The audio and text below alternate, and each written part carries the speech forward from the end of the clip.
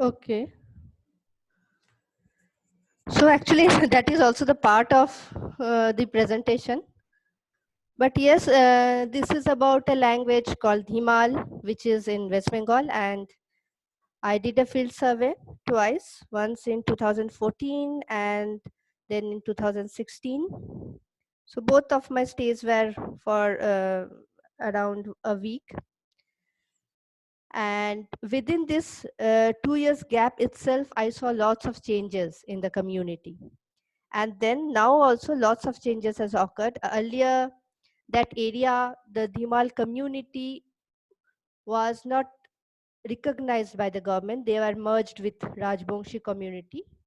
Rajbongshi is another neighboring community. And but now that area has been marked as Dhimal community, as Dhimal village, where Dhimal community resides. Though we don't find the mention of the language Dhimal in census. So this is basically a very basic study about Dhimal borrowing, which we see the language is already endangered and it's borrowing a lot from the neighboring Indo-Aryan languages. The language itself is Tibeto-Burman language, but then though we have lots of Indo-Aryan influence, we see lots of borrowing. And the borrowing is not only at the level of lexical lexemes or lexical level, it has also reached the uh, morphosyntactic level.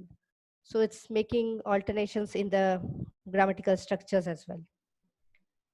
So the talk is basically about how the language is changing due to the influence of the neighboring Indo-Aryan languages. That's very interesting. Thank you, Bornini. We have 26 participants at this point. Can we just ask everybody to introduce themselves in the chat box? We'll wait for some more before we start. Is that okay?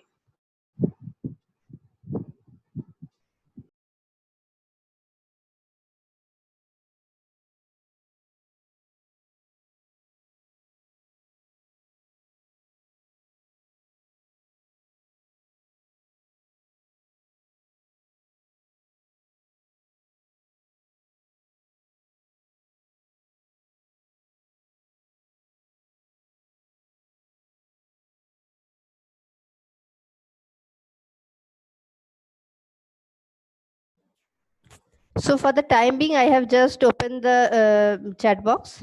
So don't worry about it. I am too curious to look at the chat box. But when I start, I will minimize it. Not a problem.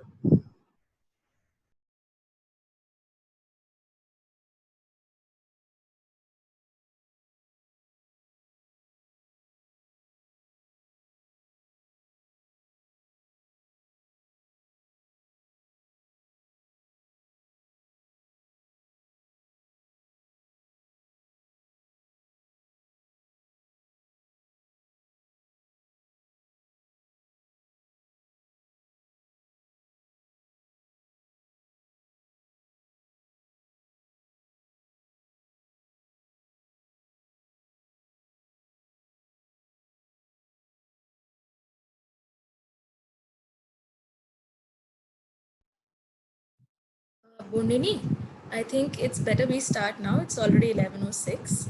And since Okay. there's a recording, people can always revisit the beginning later. So please start. Okay, fine. So it's about the language Dhimal, and I believe that most of you may not have heard about the language. So I will begin with the basic introduction. Dhimal is the name of both the language and the community, and it's a Tibeto-Burman language, but it has been subcategorized from time to time under different classes. So it was called Tibetan, it was called Kukish, it was also called Bodo Koch by Grierson. Van Dream also categorized it as a Brahmaputran language, but then in his recent study, he has mentioned it as a Dhimalish language. So Dhimalish is a subgroup of Tibeto-Burman language, and in Dhimalish, he has only mentioned two languages, Toto and Dhimal. Both Toto and Dhimal are spoken in West Bengal. Dhimal is also spoken in Nepal. Toto is only spoken in Totopara, around 100 kilometers from Shiliguri. And Dhimal area and Toto area, they are also like 150 kilometers away from each other. Toto shares its border with Bhutan, and at times these Toto people, they cross border and go to Bhutan for livelihood, and then in the morning they go, and by night they return back. Dhimal people, they share border with Nepal, and they also cross borders. When I went to field, I just took a rickshaw and crossed the border and went to Nepal, and by the evening I returned back.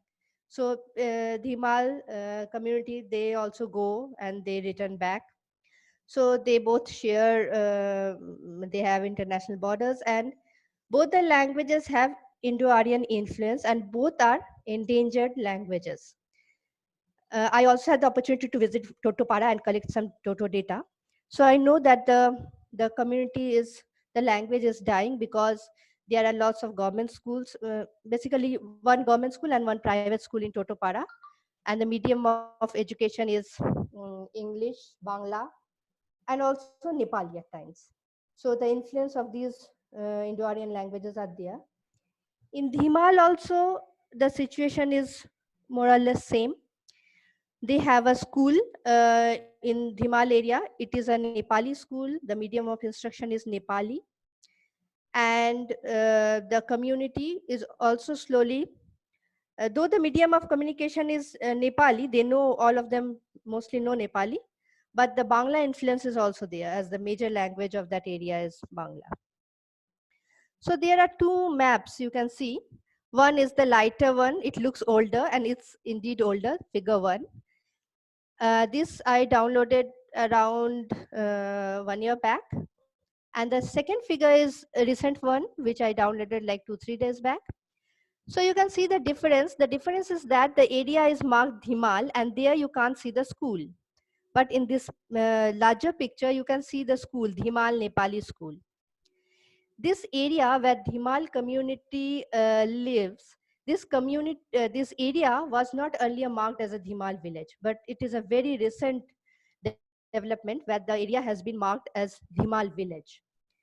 And again, the school has been marked as Dhimal Nepali school, which is again a very, very new thing. So this school is basically Dhimal Nepali school because the school is located in Dhimal village. The medium of instruction is Nepali, and I know about it because my main language informant is a teacher in this school. He teaches biology in this school, and he is a fluent speaker of Dhimal, but he knows that he teaches in Nepali, and the medium is mainly Nepali, and Bangla is also used in the school. So this is the area. But in 2014, when I visited the field for the first time, then we could not mark the area through Google Map. It was not at all, it was not marked. And you can also see in the bigger picture that India and Nepal, they share border. And so this area, the village, is quite closer to this Nepal border. Excuse me, Bornini. Yes. There are these questions. Yes. Sujayada says that there are 3 government schools, 2 primary and 1 high school. Yes. The comment. So, About? In where? In the Nepal schools. area? Yes. And Hima wants to know what is Lokpur. Oh, sorry. Yes. I will take Hima's question first. Okay. So Lokpu is, I said that Himalish is a group. Vandrim said that Toto and Dhimal are the 2 languages of this group. But recently, Grolman and Gerben has said that Lokpu is also part of this group, Himalish group. And Lokpu is spoken in Bhutan only, not in India. It's a language of Bhutan. And they claim that it is also part of a Himalish language, mainly looking at the cognates and also looking at the language structure. Now coming to Shujai's question. Yes, Dhimal, in Dhimal, I have seen, I went last in 2016, I think March. Then there was this school is, Dhimal primary school is there. And inside the village also there is one small school. I could locate only these 2 schools, and both of them were government schools. But you say there are 3 schools. Inakshi, can you Yes. please repeat the question? Yeah. He said that there's 3 schools, there's 2 primary and 1 high school. 3 government schools. Government school, yes. I could locate only 2 primary schools in the village. And I think the high school is there. It's near the village, but it is not within the village. Because I have heard about the high school, but I could not see it. The village is very small. So we actually walked through the whole village, and we could not locate the high school. But we heard about it, and we think it's outside the village, not inside the village. And inside the village, there are 2 schools. But both of these schools, they don't teach Dhimal as far as I know. And I was told that the medium is that Nepali and Bangla is mostly used. Dhimal is not used. I hope I could satisfy. Yeah. Yeah. So there are no more questions, so please carry on for now. Okay, fine. So the villages, now government has marked that area as Dhimal village, and you can see that there is a difference in the spelling. DHEML has been written, whereas in some cases we see that DHIML has been written in the map also. You can see that in the older one, DHE is there, whereas in the newer one, in figure 2, it's DHI. So uh, there is this differences there. And so census marks it as the village, Dhimal village. Population census also marks that there are 459 people or 85 families in the Dhimal community. But I could not find the mention of Dhimal in language census. So language census doesn't mark Dhimal as a language. It is not mentioned there. So we don't know about the exact number of speakers of Dhimal, because these families, they are Dhimal members, but then all of them can't speak Dhimal. They identify themselves as Dhimal community, but they don't, maybe they don't identify themselves as Dhimal speakers, because when I visited the field, I could not find the younger people. They can't speak Dhimal. The school teacher, he was of the age of around 40, and 40 plus, they could speak Dhimal, but the college going students, the youth, they couldn't speak Dhimal. Dhimal is spoken in both the countries, as I mentioned, in Nepal and in India. And there is differences. These two are different varieties. Mostly they are surrounded by Indo-Aryan languages in both the countries. But in Nepal, of course, there is Nepali influence, whereas in India, we find Bangla influence is more. Though Dhimal of India is quite endangered, but Dhimal of Nepal is also not very healthy. So UNESCO marks Dhimal as a severely endangered language. In India, it uses Bangla script. And this man who I mentioned, Gorjon Mollik, he is the school teacher. He has even tried to write grammar of Dhimal language, Dhimal Bhashar background. This is written in Bangla, but the examples and the words are in Dhimal. But the grammar, the pattern of grammar, the grammar is totally a replica of Bangla grammar.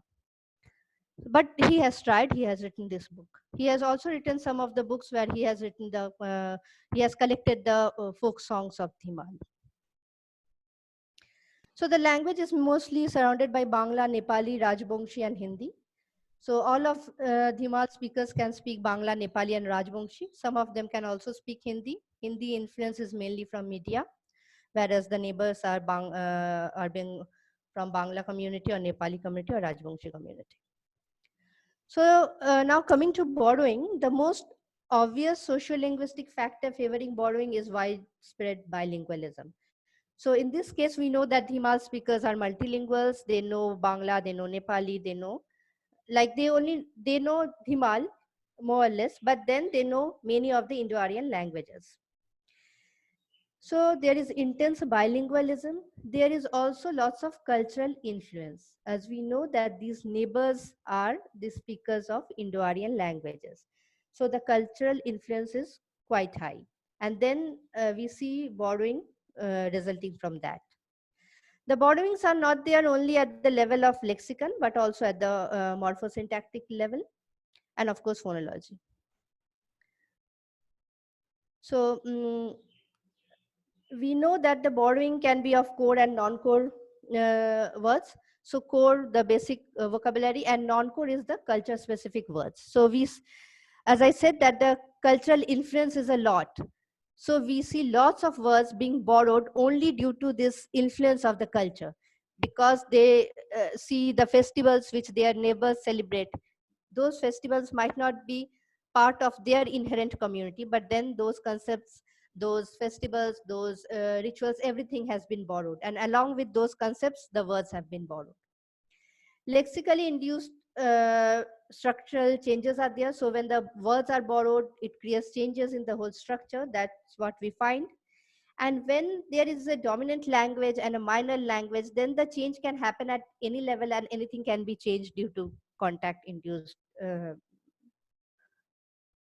change. So types of changes that can be observed in an endangered language, is it different from the normal or the healthy languages? No, it's not different.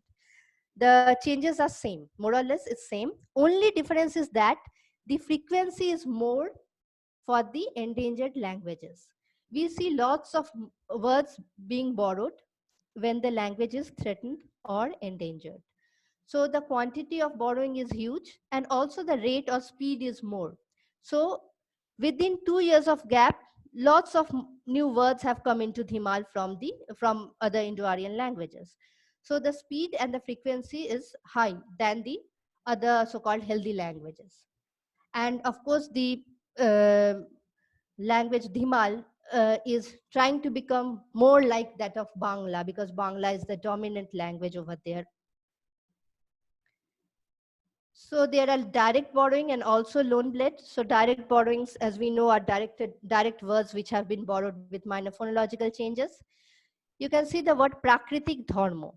The concept of religion or Dharma was not there in Dhimal community. The whole concept of religion has been borrowed from the neighboring communities. Because when the neighbors ask them, what is your religion? They don't have the concept of religion. They worship nature, they worship tree, they worship sun, but then they don't have that concept of religion. So when the whole concept of religion has been borrowed, then the word has also been borrowed, because there is no indigenous term for that.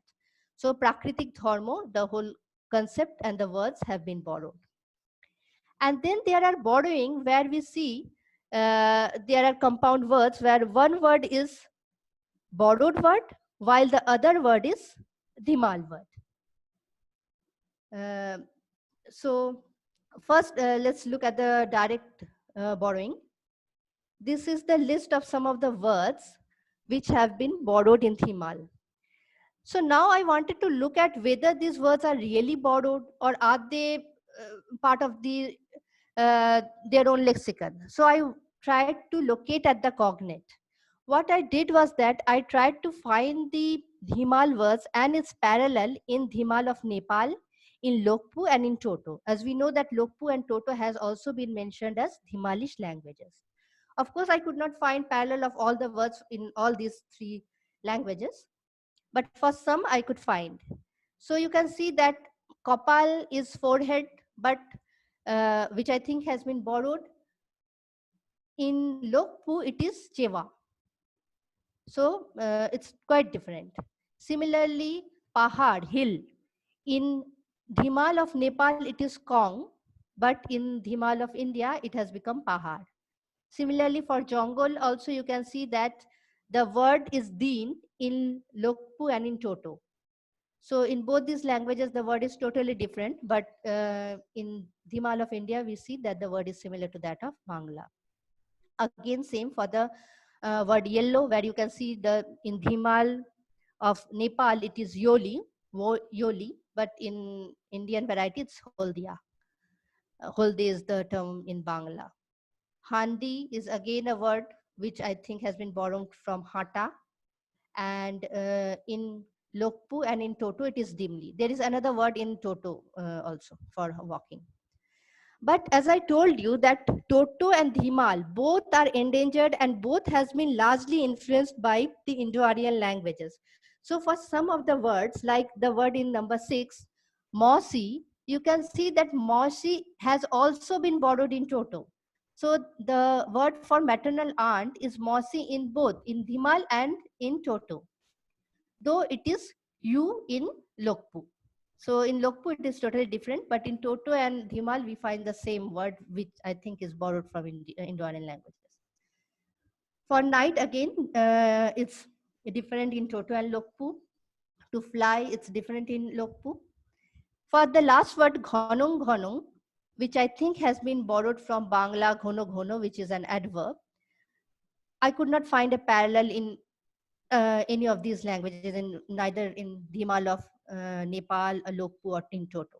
So, but I think it is totally borrowed from Bangla. So these are some of the words which I have listed. Bonini, Yes. we have a couple of questions. Will you take them now? Yeah, of course. So firstly, Gargi says, are there any restrictions on structural borrowing in Dhimal? So can you be more specific? Gargi, can you come in on the audio? Hello? Hello. Hello, yeah, Bonnie. Yes. I wanted to know whether there are any restrictions regarding, say, correlative strategies, whether correlative strategies are borrowed, because in most of the cases I have seen, because I too work on language Can you content. be a bit louder? Uh, Yeah. I too work on language contact. So I have seen in most of the cases, like in the strategies of relativization, correlatives are borrowed very frequently. So I'm not sure what all structures are borrowed very frequently and what all structures get blocked in case of borrowing. There are some blocking phenomena too, but I'm not sure. I wanted to know from what happens in Bimal when it is surrounded by Bangla and Nepali, the two Indo-Aryan languages. Yes.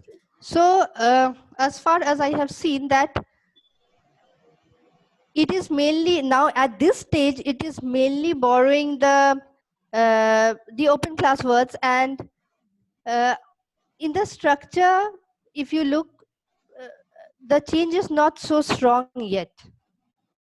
So and basically the nouns have been borrowed. Of course, we find also the adjectives and the verbs being borrowed. So basically, these are the open classes which have been borrowed. Okay, And about relative, yes. Sorry. Does Dhimal have gap strategies in relativization? I don't know. I haven't explored that. Since it is Sino-Tibetan, Yes. it might have gap strategies like externally headed, internally headed relative clauses. So in most of the cases, when some Tibeto-Burman languages are in contact, surrounded by Indo-Aryan group of languages, they very frequently take in the correlative strategies into the gap strategy, and they receive gap strategies are received quite fast. Yes. I believe that if I explore more, that could be that I can find in Dhimal as well. Okay. Because yes, because lots of other strategies and other structures have also been borrowed. So I think that should also be the case in Dhimal as well. Because in terms of specific strategy or specific features of Sino-Tibetan languages, they might take in some specific features from Indo-Aryan languages. Yes, right. That happens. Yeah. So as of now, you haven't found much of structural borrowing into Dhimal. Not much. I will talk about the some of the one of the structural change I will talk about in my following slides. Okay. Yes. Okay. Okay, the next question is more from Shamupriyo. But when you think about it, even in Bengali and Nepali, an expression like Prakritik Dharmo is borrowed too. It's not native or Tadbhava in Bengali and Nepali. So that's a comment actually. Yes, but then the concept of dharma, I think, is part of Bengali or Nepali culture. Don't you think that? But here the whole concept of dharma is very new for Dhimal community, and not only Dhimal community, for many of the communities I have witnessed, for Toto as well, they don't have the concept of dharma or religion. And not only about these Tibeto-Burman languages, for other languages like Mahali is an Austroasiatic language, where also we didn't find that concept of dharma. Rather, they don't even have the concept of God as such. They had one word called bonga, which is used for the sun, which is also used for God or anything which is more powerful than human being. So that concept is there, which they bow down to that supernatural or the power that is supreme. But then that concept of God or religion, that isn't there in many of the tribal languages and also in Dhimal. And finally, Aisha says, Yes. Lini, don't you think one has to motivate that this is borrowing from within Dhimal itself in the speech of older speakers? But then, Aisha, I am not clear. Then, from where did the older speaker? No. So, Yes. Sorry. so can you hear me? Yes. Yes. So the thing is that, so when you looked at Lokpo and Himalish, other Himalish languages, and you said this lexical item exists in those languages, but we don't have it in Dhimal, so therefore this is, and we can see in Indo-Aryan or whatever borrowing, and that therefore it is borrowed. But the problem I see just conceptually with that is that therefore we take the language family. See, what is a language family really? I mean, so there is a fable that we want to make, or group or language subgroup, whatever. The fable we want to make is as if they were all one, and then they split into these different languages. They will retain a core stock. But actually, the language family is ontologically for us actually always a later discovery than the individual language. And when you're in a contact situation, that contact situation is not just being produced out of endangerment. It has existed before as well. So that lexification of a language's lexical items need not come from only one stock. So if one would find that, in older speakers, there was both, they existed, some of the Himalish stock, but then the 40-year-olds, because anyway, bachcha to bol hi nahi rahe.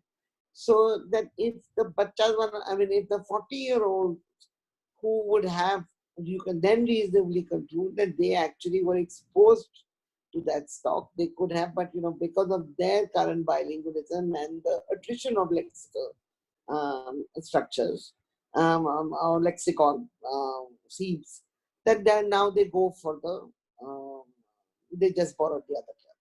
But in the fact that it exists in another language of the subgroup, I'm not completely convinced that this is very strong evidence for borrowing. I think you need to stick within the community and look at generations of speakers. Am I clear? Yes, you are clear. But yes, but then it's, of course, that I think will be an ideal situation. But Aisha, in this case, we don't have any documentation of Dhimal, and so I only get few speakers, and as I can't reach the like the speakers who were there before them, then how do I get older data? Age, if whether age could be a Factor. a way that to be able to approach it. So because I was looking for some of the matter, and so Hajong, which is also Tibeto-Burman, they have actually two. What is recorded is that there are two parallel numbers system. One is the Tibeto-Burman numeral system, but modern grammars all give you the Indo-Aryanish version of the numeral system. So sometimes in older populations, one can have doublets existing. Even the older population will be feeling the impact of endangerment. So they too will be attritioning their lexical stock. So I say that within whoever is alive right now, if one were to do the, at least for some of the lexical items, if one could establish that there was another word, that would be instructive. But I don't want to hold you up. I thought I'd just say it because it struck me. I mean, it's not something. That is, of course, that is better, and that we did a bit in Toto, because in Toto we could really find some of the very older women who could speak in Toto and who even could not understand our Bangla, and we needed an interpreter. But in case of Dhimal, maybe I can try, but it's a bit difficult because most of them are so much influenced and exposed to Bangla that I don't know whether I can find that. If I find, then of course I think that will be a better idea to do. So, okay, now looking at the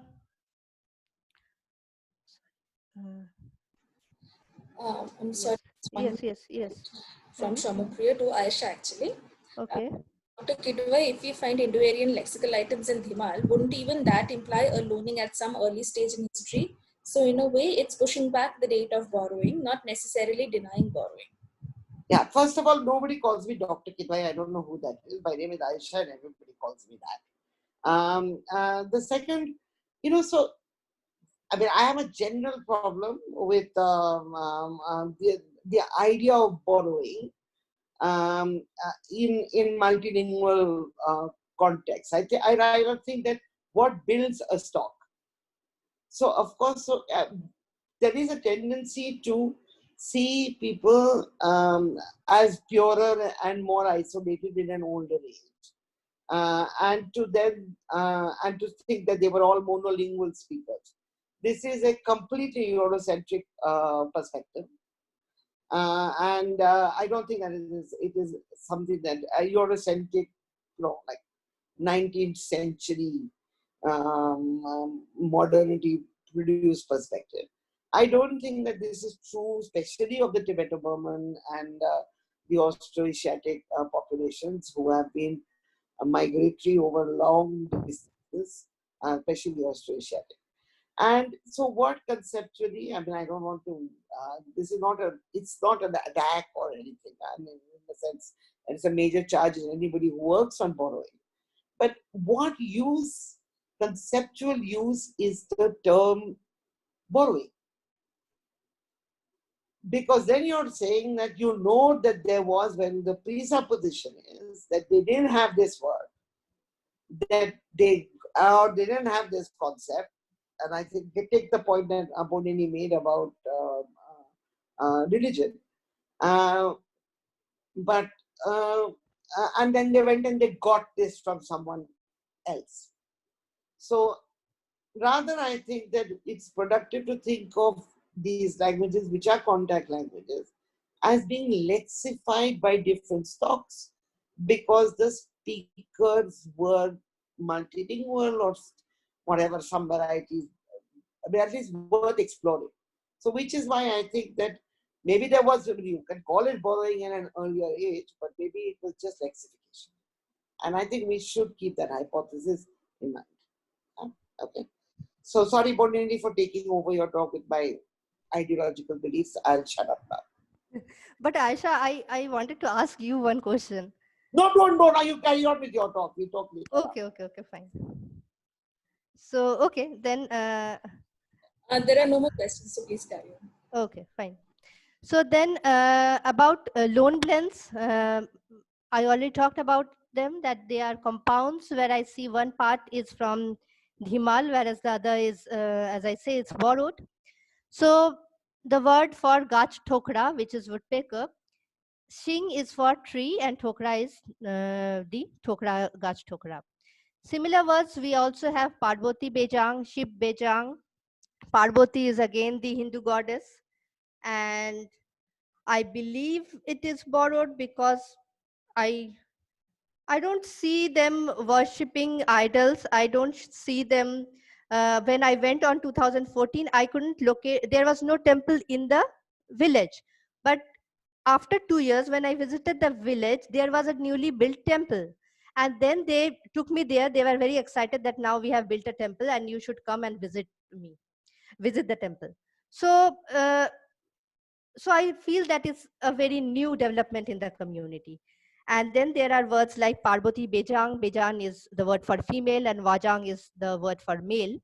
So it is Parvati Bejang and Shiv Vajang. So these are the compounds. And now coming to the sentences, these are just the sentences with borrowed words, and basically nouns in Dhimal take cases and classifiers. So these are the examples with the case markers. You can see that Musikosa Jhotta, my maternal aunt's house is in the tree, and my house is on the top of the hill. But when it's hen is on the roof, then the copula is he is there. But when the object is inanimate, like the house, then he is dropped, it's not there. Similar example, sorry. Yes. So this is ka for the time being. Let's consider it as present continuous when I am going. Ka is also the word for I. Ede chithi lekhi ka. I am writing the letter. Chithi, lekhi, all these words I feel are borrowed. Because again, this writing concept was not there. So ka, I interpreted it as present continuous, but then it has been also marked by Grollman and Gerben that ka is used to derive adjective or noun from the verb. So when I was collecting data, these sentences were basically collected through translation method. These sentences were also there in the narrations which I collected. But when I was asking them to translate, I said in Bangla that I am going. And they gave me this sentence. I said I am writing the letter, and they gave me this sentence. But ka can also mean, as it is marked that ka is used to derive adjective or noun from the verb. So can these sentences also mean I am a goer at present? Because I am, my role is that of going, so I am a goer, or I am a letter writer at present. So I don't know, the suggestions or comments are welcome. I haven't explored this much, but if you can suggest me something, I will be more than happy. Kaki says, Raj Thokra, did you ask the Dhimal speakers how they would express the bird rather than Shing Thokra? No, I didn't ask them. For those, we had a picture book. And looking at the pictures, they had to name the picture. For fruits, for body parts, for some of the birds, we mostly use the picture book. He continues that, Gargi, yeah. Yeah, did they not have any lexical item for Gach Thokra? Because this Thokra has been borrowed from Bangla. There can be, even if no direct lexical item matching, they can describe the bird and then say something which you can derive word structures. You can see how they are forming compound words, or how they are forming finding new words for the bird, and then you can find the mechanism of word formation.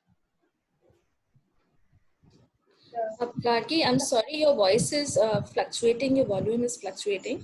Can you come closer to the mic or speak loudly? Yeah, what I'm saying is Singh Thokra. Thokra has been borrowed from Bangla, right? Yes. What I'm saying is you have said that you didn't ask the Dhimal speakers about about the item. You have just shown a book and then they have defined it as a Singh Thokra, right? But rather than showing, asking for, since they have borrowed the word Thokra, rather than asking them directly to name the bird, why not you ask them to describe the bird in such a way that you can come up with specific features of coining of words in Dhiman, because there are lots of lexical items which you won't find similar or matching of lexical items with the source language. So in that case, you could have found some specific features of woodpecker or some other words of this sort. Hello, did you get Yes, it? yes, yes, I get it. Maybe I can do it in my next visit. Okay. At this point of time, I was just collecting the words, the terms, and that's what we did for the. So they didn't have any other lexical item for Singh-Thokra. No, they didn't. They couldn't tell me. And the data was collected from more than one informant. So basically, ideally, it was collected from 3. So this is what we got every time. Because why I'm saying so, because I work on Cockburn, and I have seen when the substrate language is under huge pressure of is within surrounded by some dominant languages, the change is not uniformly maintained. I have checked with Anaphora whenever I talk to say 5 to 10 speakers and write down my thesis or write down a paper, and when I get back to the field and I ask another group of speakers, they say a bit different things. So it becomes very difficult to capture the specificities of such languages, of some substrate languages. So depending on 2 to 3 speakers may not give you the exact thing that you are looking forward to. Gargi, actually, the problem is here that Dhimal is not spoken by lots of people. As you saw that there are only, in the community, we can only find around 450 members, right? And then within them also, very few people can speak the language, right? So most of them, when we show the pictures, they can't remember or recall the words. Some of them can just give us the Bangla terms because they don't remember. So yes, I know, of course, collecting from only 3 or 4 is a very less number, but looking at the vitality of the language, it's actually difficult to collect from, if I want to collect from say 10 or 20, because at times they are not even ready to speak, and when they are even ready to speak, they can't recall the words. Are the speakers? Bonini, I'm sorry, excuse me, Gargi. I'm sorry, but this talk also has to continue and we have a Right. bunch of other Okay, sure. questions. Please. So can you please carry on with her after the talk? Yeah, sure. Yeah. Bonini, there are a couple of other questions. Do you Yeah. want to take later? Yeah, sure. Okay. So Yangchen says, could you tell us a bit more about the copula drop when there are inanimate objects, as you mentioned? Okay. So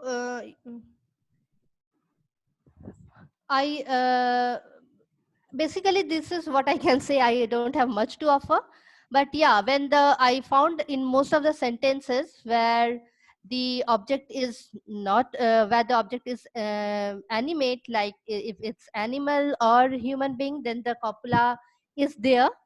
But in most of the sentences when it is inanimate, it's like house or vegetable. Like if I say about some pumpkin is on the roof, then also the ihi is not being used, and it is actually followed all through yes, it's maintained everywhere mostly. Then we have Hema. They say about ka. I'm also looking at similar data in some languages here. Fusion is increased because the same is there in Nepali as morpheme ko. Something you would want to look at. That said, Nepali itself borrows a lot of Tibeto-Burman features from the minority languages coexisting with it. So I'm of the direction of borrowing. Yes, of course, that often happens in Bangla. Also, we see that lots of words have been borrowed from the minor Austroasiatic languages, which is around in this geographical area. So it is happening. So, but here, of course, I need to explore it, and through Nepali also I can look into it. Thanks Gopal, for. it's a follow-up of Yangchen's question. Is the copula ihi used with ka when there are animate objects? If not, then the two uses of ka would be different, no? Sorry, which ka are you referring to? Because ka also means the first person singular. I think it's the morpheme ka. Okay. So can you please repeat? Is the copula ihi used with the morpheme ka when there are animate objects? If not, then the two uses of ka would be different, no? No. So how the morpheme ka can be used with ihi? It's not. It can be used maybe when the noun. We can clearly say that the noun it's the noun or the verb. From the verb we have the noun. Then maybe ihi can be used. But in this type of construction, I couldn't find ihi. Because when I'm saying I'm going or I'm writing later, then uh, no, then I couldn't find ihi. And that can be a clue that here the verb is verb and it has not changed into the noun. That's what you want to point at? Yes, Gopal said, I am a goer versus I go, and he meant. Yes, yes. So maybe yes, that can be the argument against that ka is not making the noun, not making the verb noun in these sentences in 4 and 5. And Dripta finally has a comment. There Yes. are regional variations in bigger languages not applicable for. I think that's a response to one of the questions. Yes, yes, that's true. For smaller languages, and when it is also spoken in only one limited geographical area, the variation is less. So we don't have any more questions. So please carry on with your talk. Okay. So, okay, these are again some of the examples. Here, the sixth sentence is without any borrowed word in it. He or she comes daily. But in the seventh one, she likes rice. Like, again, I think is taken from Bangla Laga and Lagi K, which K is the habitual marker. So she likes rice. It should be likes. Sorry for the like. And so we know that in most of the cases, it has been marked that when languages are in contact and when one language is particularly endangered or threatened language, then there is simplification of syntactic structures, there is reduction, there is loss. It always talks about something getting reduced or getting less, or the categories are getting absent from the syntactic structures. But do we also talk about the structures or categories getting added? Uh, that we don't hear much about in the case of endangered or threatened languages. But in other contact situation, we don't know about these cases. Like Abhi mentions, in languages like Kuruk, which is a Dravidian language, and Kharia, Austroasiatic language, there was no gender marking, morphological gender marking, but due to influence of Indo-Aryan languages, gender marking has been incorporated. So that is again intergenetic borrowing, which so when these different languages from different families, they have these borrowings which are intergenetic borrowing, then the features become common across the families, which gives result to the areal features, and we find the common areal features though the languages are from different language families. So some of the examples given by Abhi are the use of infinitive na and the use of conjunct verb, were taken in the languages of Jharkhand from Indo-Aryan languages. She has given the example of Kharia. So we see that the use of conjunct verb has been, the whole structure of conjunct verb has been borrowed into Austroasiatic languages from Indo-Aryan languages. Conjunct verb we know are noun plus verb constructions. We find that in most of the Indo-Aryan languages. I have an example from Bangla, like phone kora, to call. Phone is a noun and kora verb. We find such borrowings. I couldn't find such constructions uh, in Dhimal without any borrowed words. But with borrowed words, I could find such constructions. So I feel that again, this construction has been taken from Indo-Aryan languages. To do, in Bangla, such constructions use the verb do, which is kor in Bangla. So for that, in Dhimal, we have the word pa. So we have sentences like kai pikhe means what he or she what she does. If the answer can be she worships, puja pikhe. So puja here pujo kore. The we see the similar structure in Dhimal as well. For other sentences also you can see golpo kore. Golpo we know again. I think the word golpo has been borrowed. Pakhe. Golpo kori. Golpo. Ami golpo kori. It should be ami golpo kori. Yes, ami golpo kori. And again the habitual kha is there. So I gossip. Ami golpo kori. We know that Bangla Bengali community is famous for golpo and adda. So the word golpo is here in Dhimal as well with the whole construction. So basically, I suggest that the whole conjunct verb construction has been borrowed into Dhimal from Bangla. So borrowing in every word class we can find in Dhimal. The pattern, the borrowing of the words have resulted into the structural change, which we see in the case of these verbs. And so not only the lexical items have been borrowed, there are minor changes in the structure as well. And the whole, this is affecting the whole grammatical structure of the language, and it is making it look more similar to that of Bangla. And as Dhimal is an endangered language and people are already shifting towards Bangla, and then they are bringing the changes into Dhimal itself. So I think it makes Dhimal more threatened. And so with that, I end my talk. And this is my smallest informant of Dhimal in her traditional dress, which is called Patani Ghat. She could easily identify her body parts and give terms of her body parts in Bangla, but she couldn't do that in Dhimal. So with that sad note, I end my talk. Thank you. Thank you, Bondini. That was a lovely talk. We have one more question.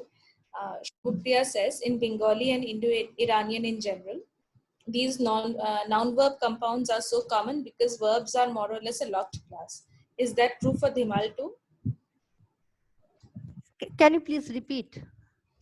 In Bengali and Indo-Iranian in general, these NV compounds are so common because verbs are more or less a locked class. Is that true for Dhimal as well? Okay.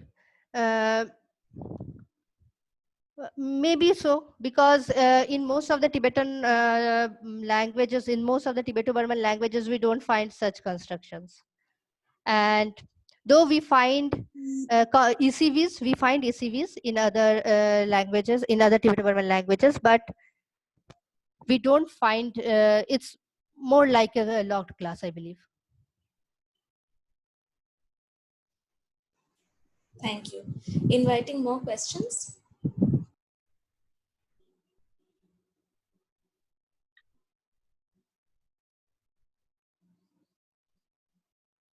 So I have a question. I can't raise my hand in Dhimal also, even though I'm over 40. My raise hand button is. Aisha, your voice is fluctuating. Come closer to the mic. What is the previous, I mean, settlement and migration? Hello, Aisha. Settlement and migration. Yeah. Can Aisha, you hear me? No, not clear. Yeah, please. My internet really sucks. I wanted to know, do we know anything about the settlement or migration history of these communities in in this area? So from previous censuses and before that, and because what hastened, if they had they been there for a long time, what has hastened endangerment? Is it modern education? And what is it? And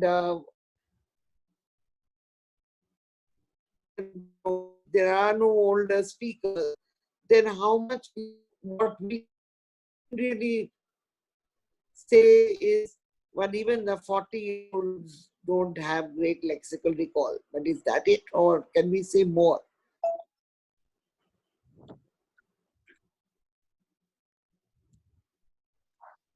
Inakshi, can you repeat? Actually, I only came to know about the migration thing. I heard the migration thing, but after that I could not hear anything. I think Aisha also wants to know Yes. what, uh, I mean, if there are no speakers, then Aisha, just tell me if I'm right. Then how is like what kind of language is spoken, and how is the transmission of knowledge happening? In what language, in what forms?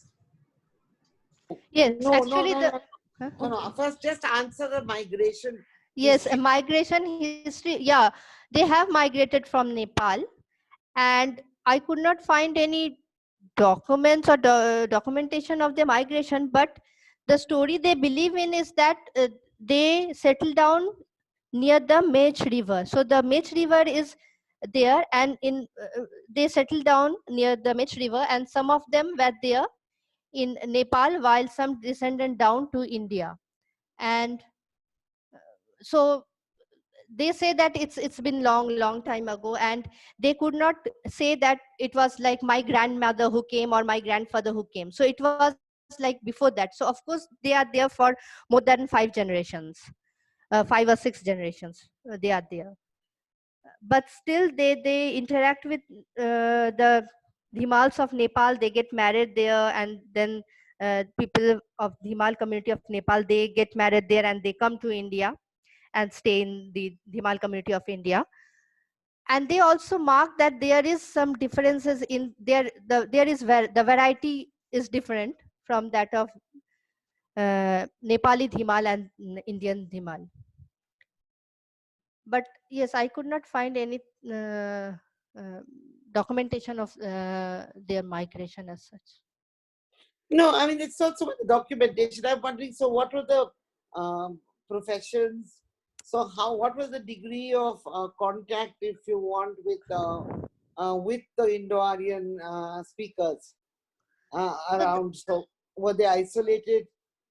I don't What think they were produced? isolated, because they are also marrying Rajbongshis. Though when asked, they said no, we don't marry outside. We don't.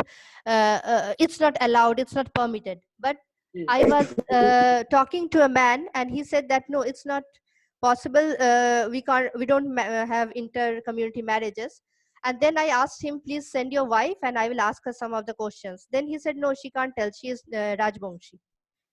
So so yeah, that's what I observed. Though while speaking he said no, we don't have intercommunity marriages. So Yeah, they, so and their but profession, their their prof- profession was that of hunting. Still now they have bows and arrows as a symbol of their forefathers, and they keep it in every house. They have bows and arrows. They also nowadays also they hunt smaller birds and all. They also know the art of killing rats somehow, because they eat rats, they eat everything. So they know how to kill rats, how to kill birds. So they were basically hunters. But now of course they don't practice this as a main profession. Hello? yeah, so they wouldn't have been isolated. No. And so what produced the pressure? I mean, what happened, do you think, that there's so much endangerment that younger generation are just not learning it? First of all, because they are not into their traditional, neither into their traditional occupation nor into anything which is related to their traditional ritual. Because firstly, they are surrounded by the other Indo-Aryan languages, and these communities, there is Rajbongshi, there is Bengali, there is Nepali. And if we look at the hierarchy, the social hierarchy, then Dhimal comes at the end. So Rajbongshi people, they think that they can't drink water from in a Dhimal house. That's what they think. Though it is not practiced nowadays a lot. Though some of the people they do practice it, but then it is, yeah, the younger generation they don't practice. And then also the influence of modern education. As we know that there are schools, so these people they have now the generation which is in their 20s, they have already studied in these schools. So when they have already studied in these schools, they have they don't need to learn Dhimal. They need to learn Bangla, they need to learn Nepali, and in their house also, in their home as well, they are encouraged to learn these languages, because basically also they didn't get proper jobs, and they think that they are poor because they were hunters and they could not manage to get good jobs which they aspire to get now. And for that they want to know the major languages, and that's why they also encourage their children to learn these languages. One interesting thing I would like to say, that this school teacher, he wants to revitalize the language because he is educated and he is very aware about his language loss and all. So he tried to teach the younger generation songs, Dhimal songs and Dhimal dance. So now this group, they have formed a group, and these people they know Dhimal songs, they dance on Dhimal music and Dhimal songs.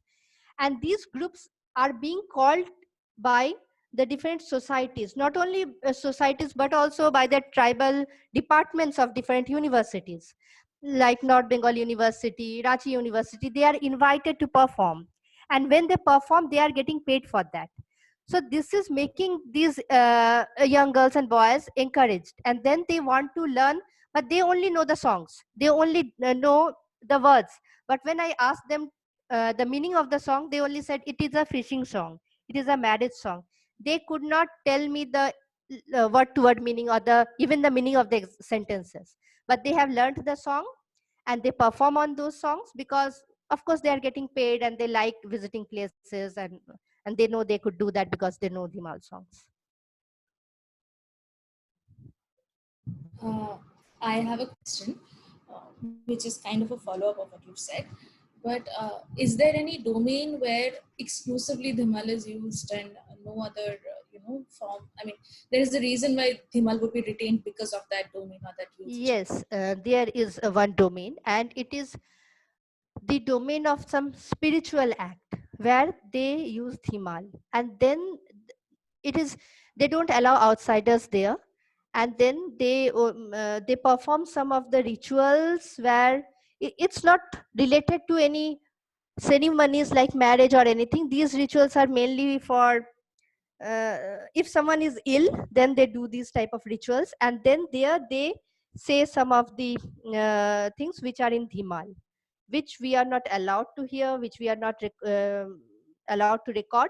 But I went in a corner of a village and I saw that thing was going on, so I could see that they were doing it in Dhimal, and that only few of the community members know, because everyone else is not allowed to hear. Not even the Dhimal's community members, they are not even allowed to hear. Only 2 or 3 people they call Dhami. Dhami are the spiritual man of the community. So Dhami can only speak, and then there can be some 1 or 2 more assistant of Dhami. They can only listen to his speech, and then those performances are there. And another thing what I saw is that when someone is ill, they will bring medicine to this Dhami. Maybe they have bought this. Traditionally, the Dhami used to do the treatment for the ill person, but now they will buy medicines from the shops, and then they will bring that medicine to Dhami, and Dhami will say some mantra in Dhimal, and then they will take that medicine and feed it to the person who is sick. So that practice is still there because they believe a lot in Dhami. But then the others, when I asked Gorjan Mullik about what Dhami knows and what can you say me some of the mantras, then he said no, I don't know, and I believe him that he doesn't know, because he almost told me whatever he knew about Dhimal. So because he said I am a school teacher, and he was a science teacher, so he was saying me that I don't believe in these things, so I am not interested, and they also don't trust me because they think that I don't believe in them. So there is that gap, and that's why he doesn't know what he says. But then there are some dhamis, generally they have one or two dhami, and then they speak about they know some of the language which is very restricted in use, which is only used for this purpose. Thank you, Bonini.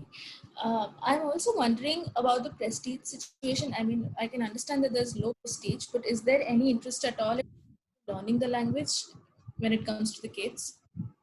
Yes, that's what I said. They are getting now. The kids are learning not, they are not learning the language. They are just learning the songs so that they can perform. So when they are But beyond performing, that, that is beyond that they are not learning.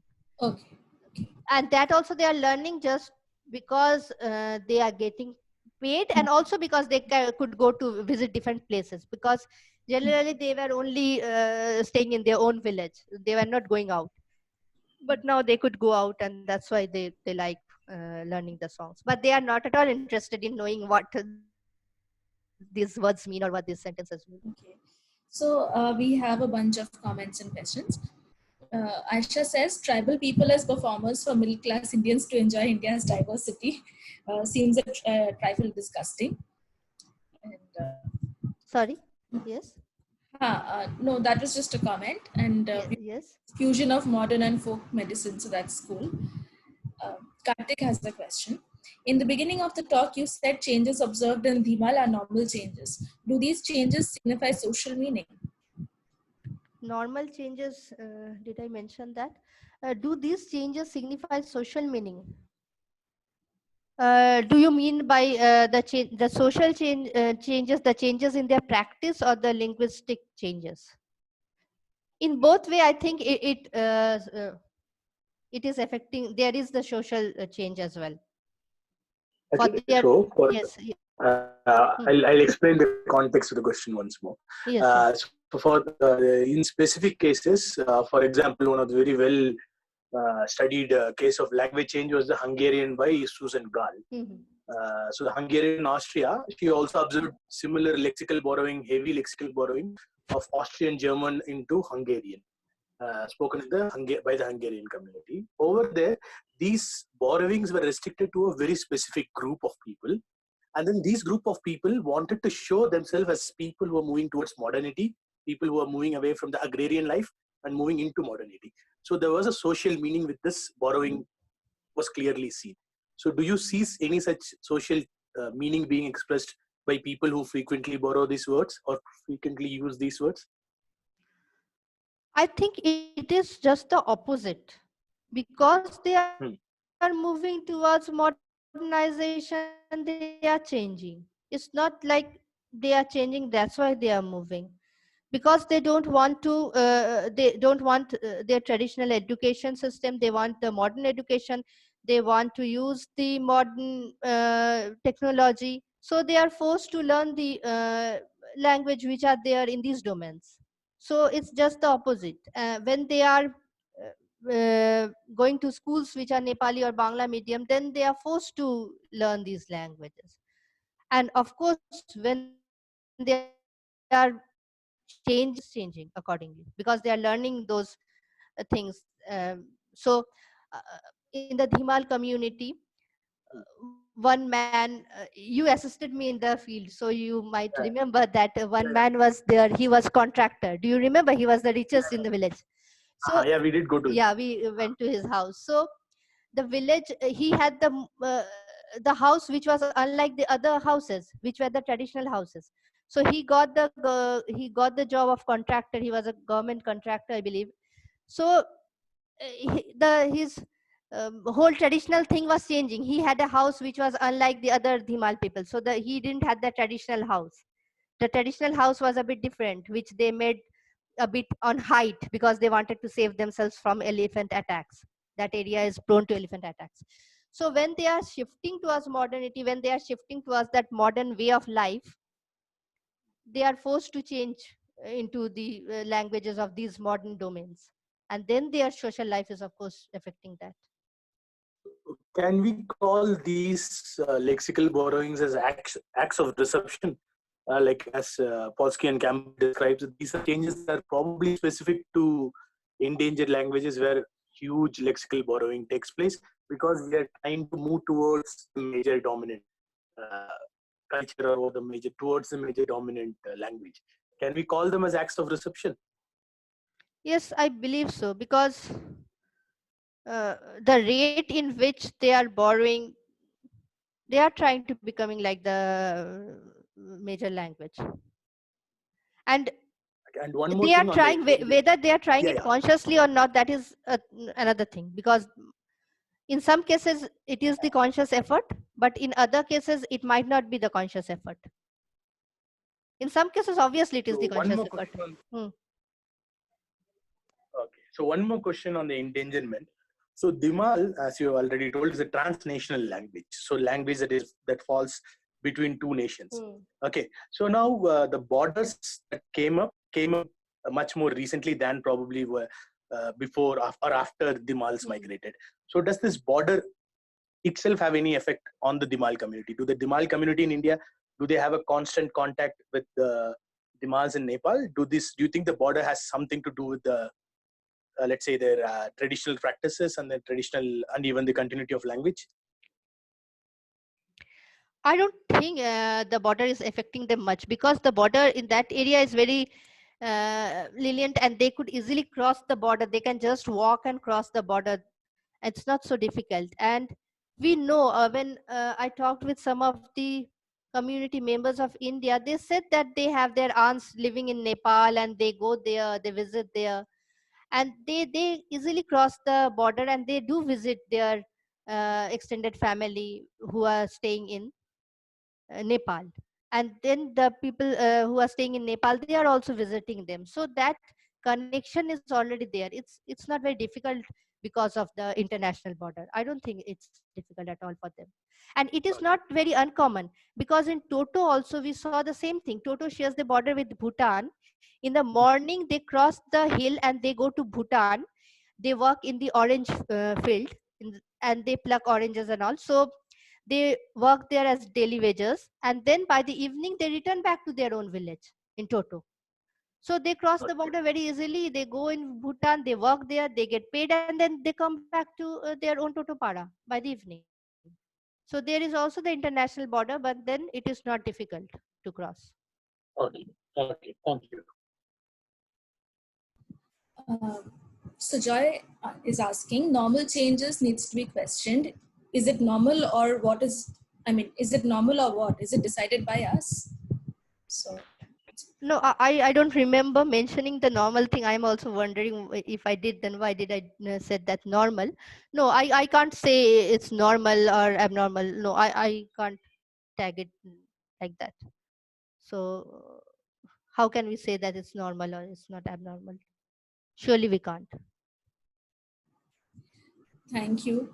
I think that's a wrap for now. I don't think we have any more questions. And thank you very, very much. It was very interesting. Is there anybody else who has any questions? Final call. Okay. So thank you again, Bondini, for this talk.